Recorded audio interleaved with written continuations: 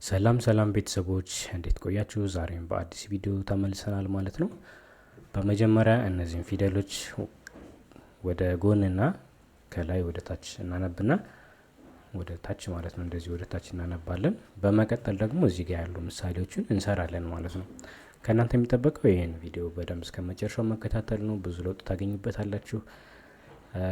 ኦንላይን መማር የምትፈልጉ ተማሪዎች ካላችሁ ደግሞ ባላችሁበት ሆናችሁ ከኛ ጋር መማር ትችላላችሁ ማለት ነው። በየቀኑ እናስተምራለን። ከእናንተ የሚጠበቀው ከታች የሚታየውን ስልክ ቁጥር ሴቭ በማድረግ በኢሞ፣ በቴሌግራም ወይ በዋትሳፕ መደወል ነው ማለት ነው። እሺ አሁን ወደ ትምህርቱ እንሄዳለን። መጀመሪያ ምንድን የምናደርገው ፊደሎችን ወደ ጎን እናነባለን፣ በአማርኛም በእንግሊዝኛም እዚህ ጋር በሚታዩት። በመቀጠል ደግሞ ወደ ታች እናነባለን ፊደሎችን ማለት ነው። ይሄንን እያንዳንዱ ወርታች አንብበን ልዩነታቸውን ከተረዳን በኋላ እዚህ ጋር ያሉ ፊደሎችን ምሳሌ አድርገን እንወያይባቸዋለን፣ እንሰራባቸዋለን ማለት ነው። የቴሌግራም ቻናል አለን። የምናስተምራቸውን ነገሮች እንዲሁም ለመማር የሚያገዙ ጽሁፎችን እዛ ላይ እለቃለሁ። ቴሌግራም ላይ ጆይን ማድረግ ትችላላችሁ። ቻናሉን ካላገኛችሁት፣ ሊንኩን ካላገኛችሁት ከታች አለ። ያው ስልክ ቁጥሬን ሴቭ በማድረግ አሁንም በቴሌግራም እኔን ማናገር ትችላላችሁ። እኔን በማናገር ቴሌግራም ላይ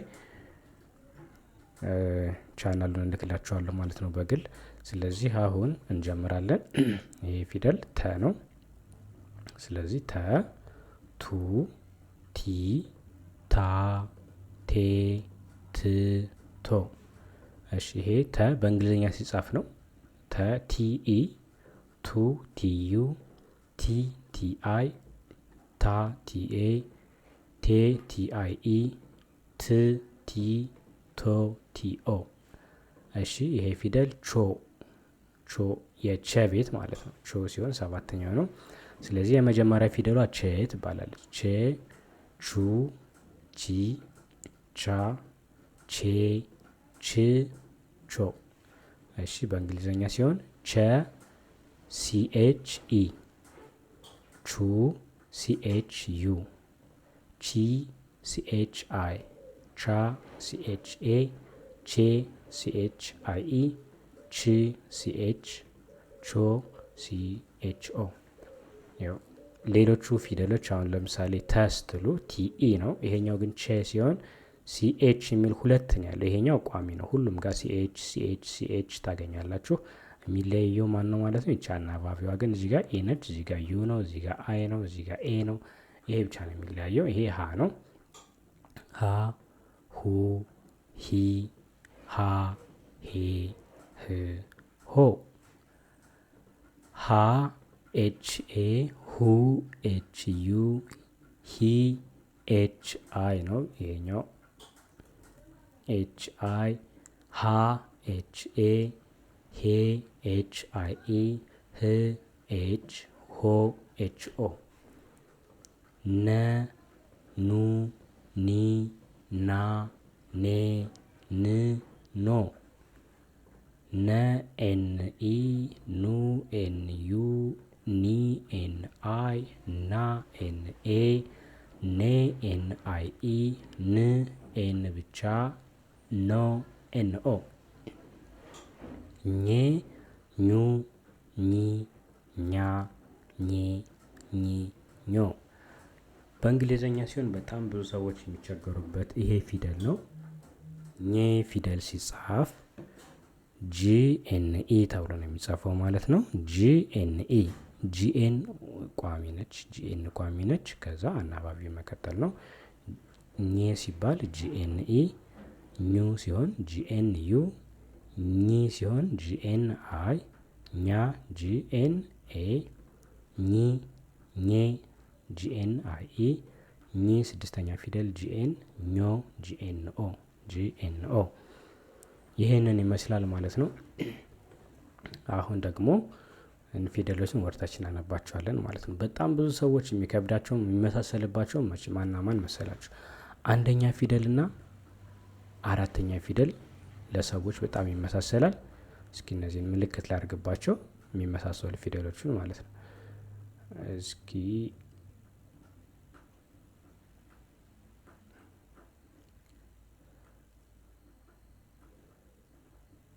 ይሄ ፊደል እና ይሄ ፊደል አንድ ላይ ይመሳሰልባቸዋል። እንግዲህ ለእናንተ የማይመሳሰልባችሁ ለሌላ ይመሳሰላል ማለት ነው። አንደኛ ፊደል እና ተና ታ አራተኛ ፊደል። ከዛ ደግሞ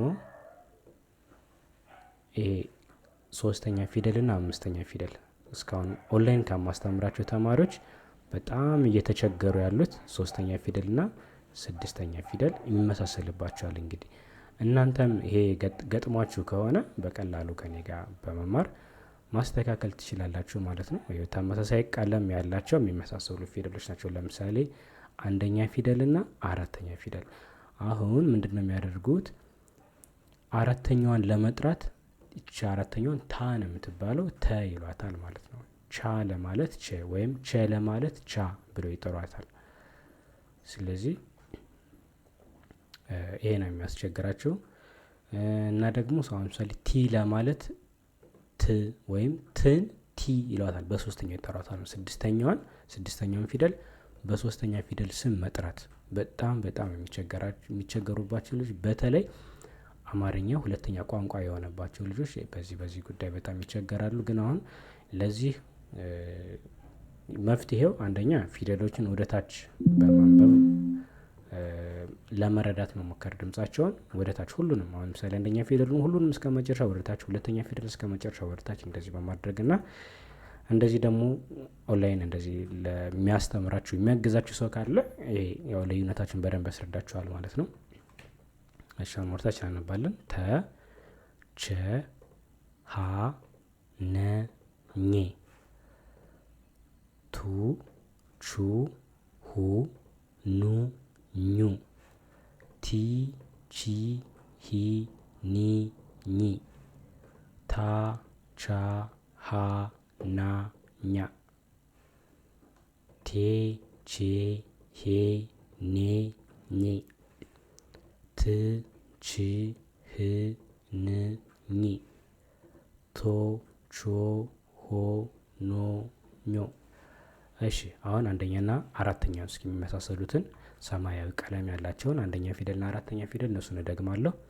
ተ ቸ ሀ ነ ኘ። ይሄ ደግሞ ታ ቻ ሀ ና ኛ። አያችሁት? ይሄኛው ተ ሲሆን ይሄኛው ደግሞ ታ። ይሄኛው የሚል ድምጽ ነው ያለው። ለምሳሌ ተ ቸ ሀ ነ ስትሉ የሚል ድምጽ ነው ያለው። አራተኛ ፊደሎች ደግሞ አ ነው የሚሉት። የራሱ የአ አራተኛ ፊደል ማለት ነው። ታ ቻ ሀ ና ኛ ስትሉ አ የሚል ድምጽ ነው ያለው። ይሄ ግን ተ ቸ ነ ኘ ስትሉ የሚል ድምጽ ነው ያለው። አንድ የሚባለውና አ የሚባለውን ፊደል መለየት። ለሶስተኛ ፊደልና ለአምስተኛ ፊደል ደግሞ ሲሆን አሁን ይሄ ቲ ቺ ሂ ኒ ኚ ነው። ት ች ህ ን ኚ። አሁን ልዩነታቸው እዚህ ጋር ደግሞ ምንድነው?